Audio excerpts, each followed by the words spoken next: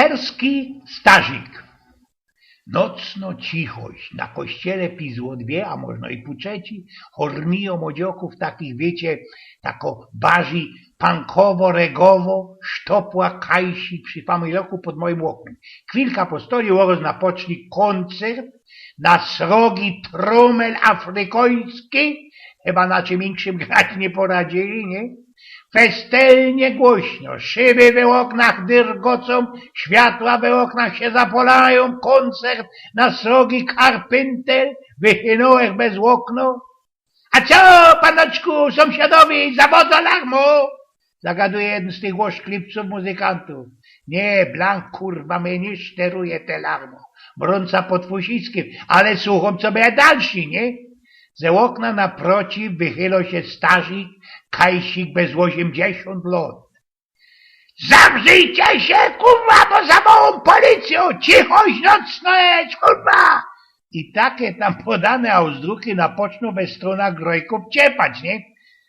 Cicho być, stary purcie, skuchaj się na zodeizm, bo cię se coś w krzyżu prasknie.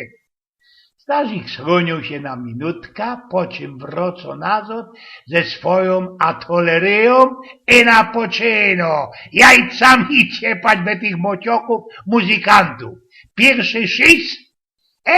Fater, tak nie trafisz, a poziom tego larma plus 10 decybeli. Drugi prask.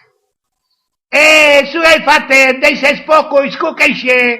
Poziom tego tromlowego larma już zaś plus 10 decybeli i wszystkie funcle we oknach całkiego familoka naprociw oświecone. A Starzykowi, ludzie, wojna się wspomniała, takim jednym długokudłym i ku temu fusiastym muzykancie uwidział Niemca, można i samego Adolfa, jak mu nie prasknie, genau te sąpośrodek hacharskiej fresy tym jajcy.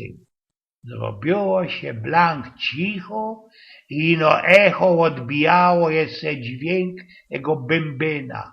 Starzyk z rułą zawrzył okno, zagasił światło i to już wnet miesiąc, jak ta czelotka łoszklipców, muzykantów wraca na odwiecze zegrania u nas na rynku i pod moim oknem są Blank cichuśko.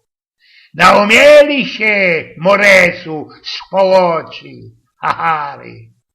Ojgien z pnioków.